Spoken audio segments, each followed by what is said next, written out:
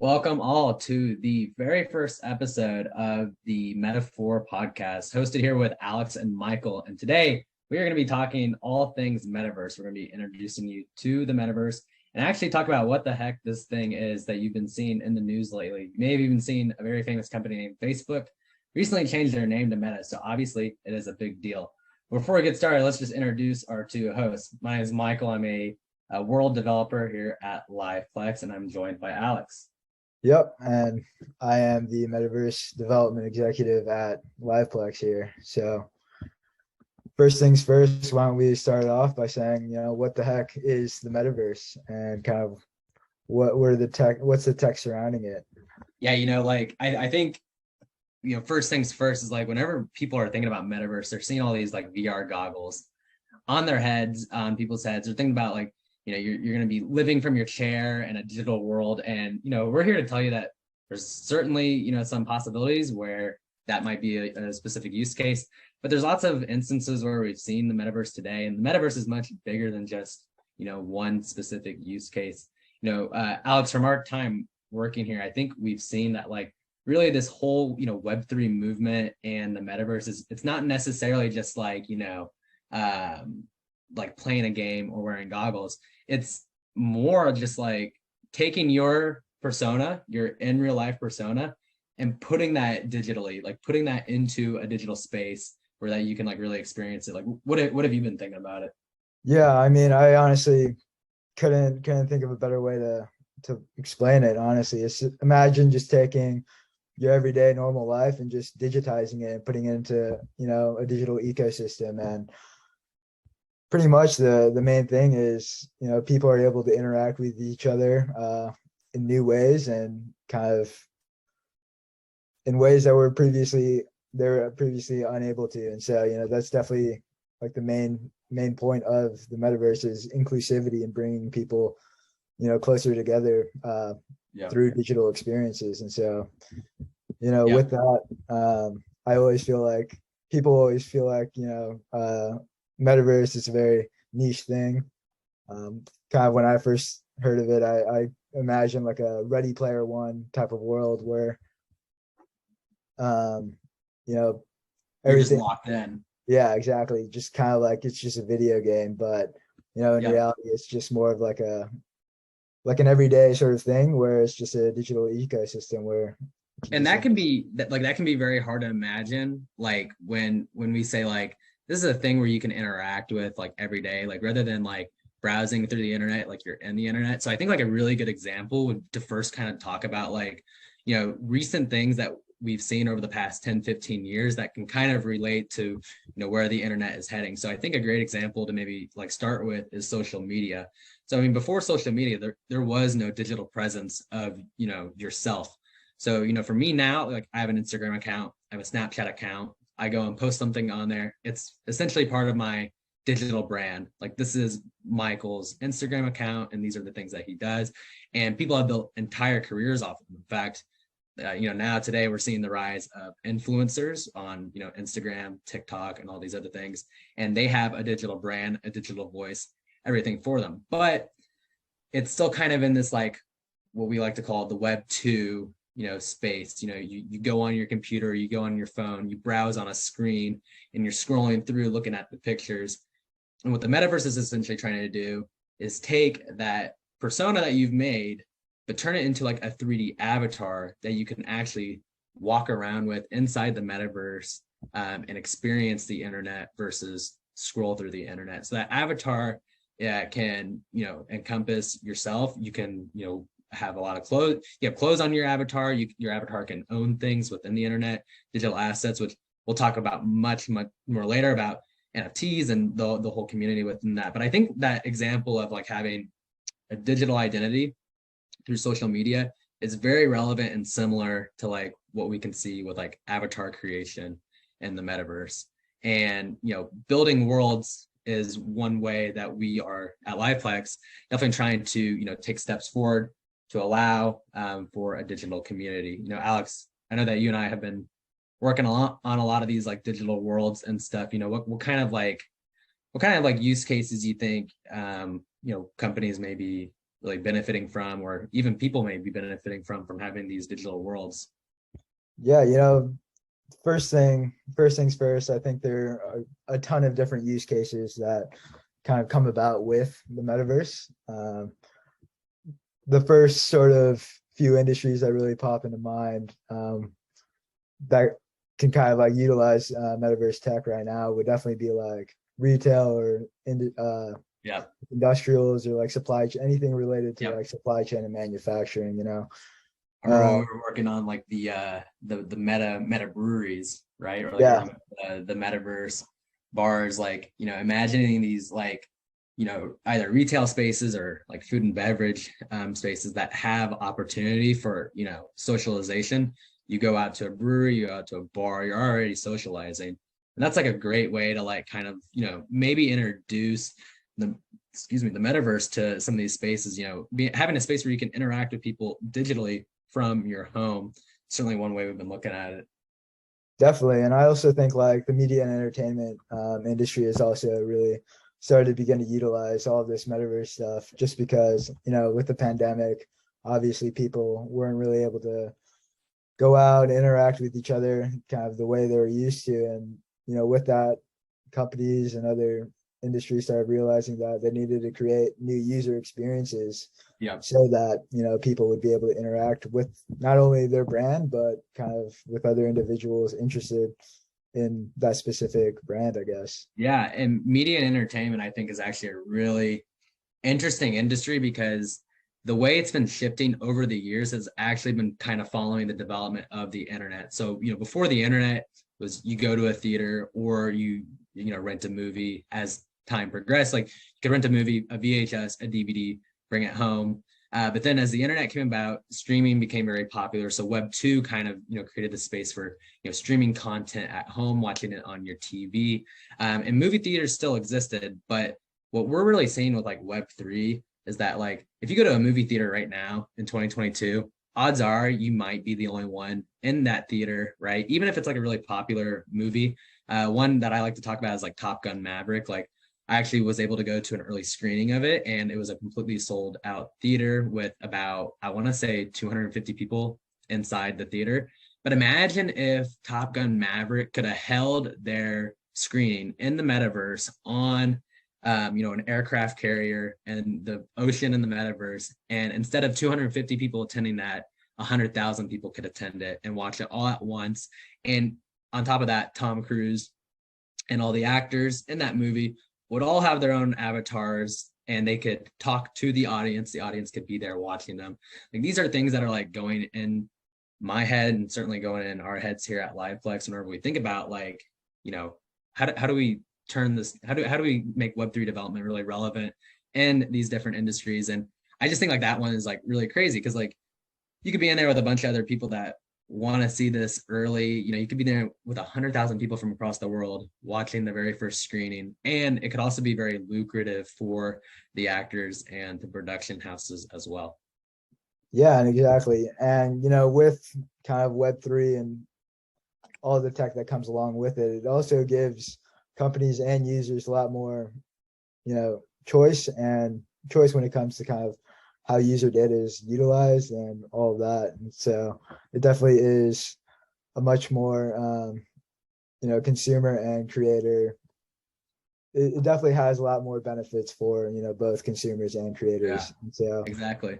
And, definitely, Alex, I know you and I were talking a little bit before this too, but our goal with the Liveplex Metaphor podcast is to really like make some of these topics digestible for the everyday community, because not everyone is deeply ingrained in this industry. Still, people would argue that we're still very early stage, even though there's a lot of very deep developments within this space, and we want to make sure that like we can present this in a way to like kind of separate myth from fact, right, and just make it ultimately deliverable. So I kind of want to ask you this, why do you think the metaverse is kind of seen as a fad, like maybe in the public eye? Because I know that every time, like for those that don't know, I'm currently in the state of Missouri, and anytime I bring up the metaverse or NFTs, everyone's just like rolling their eyes at me like, oh, Michael, we do not want to hear this again, this metaverse thing. Like it definitely seems like a fad, and I don't think a lot of people really believe in it. So, how come you think that might be? Yeah, definitely. Kind of, yeah, like I've had the same sort of experiences where, you go out, talk to some friends, and you bring up kind of like new tech related to metaverse, and they're all like, they think it's a meme essentially, right? Yeah. But I think like with any sort of new technologies, it definitely has a buffer point where, it definitely takes a couple years, almost a decade, I feel like, for people to really kind of understand and really become kind of accustomed to it. And, once it's slowly integrated, I feel like people will definitely kind of realize, how how beneficial it is compared to like an older iteration of the internet. But Yeah.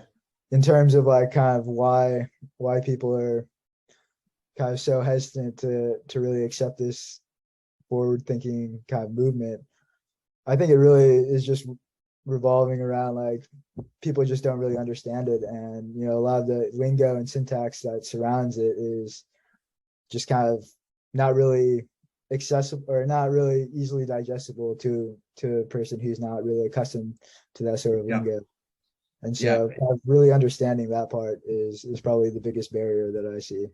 Well, I was talking with my mom once about like the development of the internet because she graduated college and was in her 20s, like in the mid 90s, and coming in the late 90s. And that's whenever like the internet was, starting to surface, and then especially too in the early 2000s, after the dot-com crash, the internet was really starting to surface as like this, relevant piece of technology.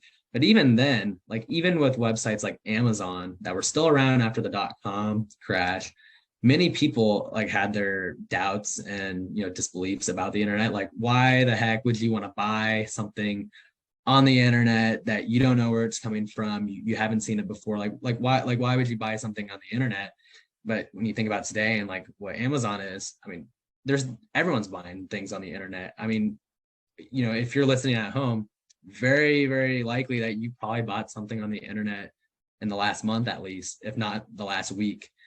And so, yeah, Alex, like as you were saying, there definitely is kind of like this buffer as like new groundbreaking technology enters the space. Like there's going to be lots of doubt with it as well. I think one thing about the metaverse specifically that people have their doubts about is like they think it's maybe either too similar to video games or they think it is a video game, which I can kind of see that side of it because a lot of these early examples of the metaverse have actually stemmed from video games. So if you're familiar with like the video game Fortnite or Minecraft or any of these games where you have like a digital avatar that you can customize and stuff, I mean, those have been early examples of a metaverse in some sort of way. You can customize your Fortnite avatar, and certain skins have like I would say different levels of clout, right? So like you always want to have up to date skins and whatnot.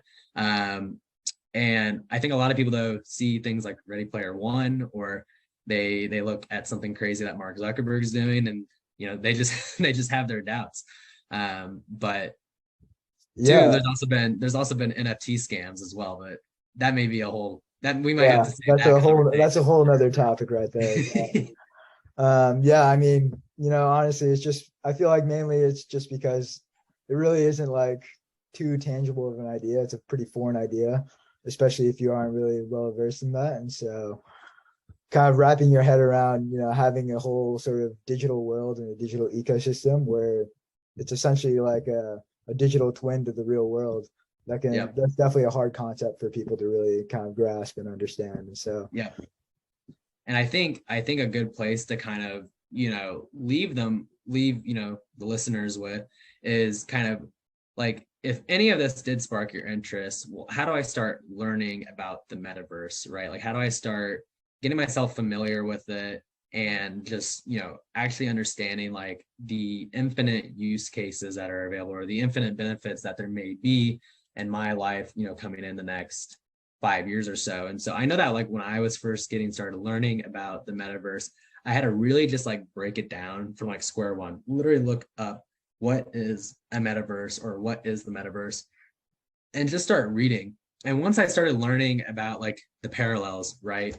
Like how the metaverse is pretty similar to like things we've seen in Web 2, or even things we saw in the rise of the internet, noticing all these patterns, starting to link these together and understand like, wow, there's actually quite a bit of use for me in the future. Like I was imagining myself, for example, because I'm a college student, going to class in the metaverse with my digital avatar who looked very similar to me, with my Air Force One shoes, my my backpack and everything, and going to class at my university, into a classroom with all my other classmates who have their digital avatars, and we are learning from a metaverse professor in that sort of way.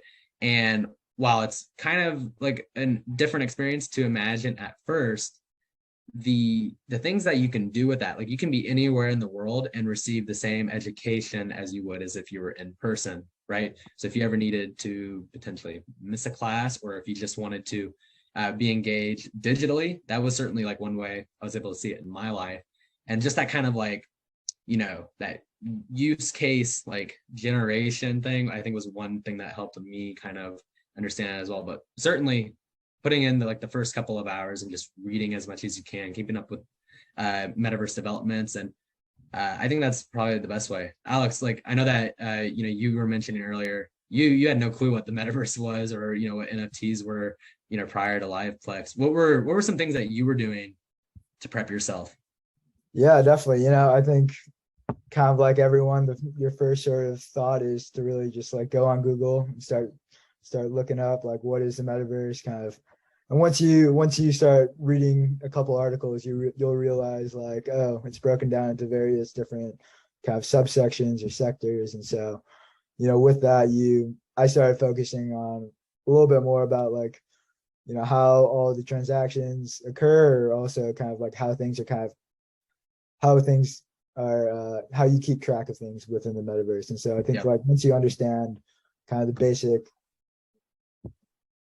once you have like a sort of basic understanding of all the technologies, I definitely think that really helps you understand and conceptualize kind of like the broader idea of, the metaverse and the digital ecosystem. And two important pieces of technology, they're both really related to each other. And we will be discussing these in future episodes, but blockchain technology is something you should be researching as well. We will be coming out with a whole episode based on this, being able to essentially deliver to you, what is blockchain, how is it actually transformed and turned into, a Web 3.0 space.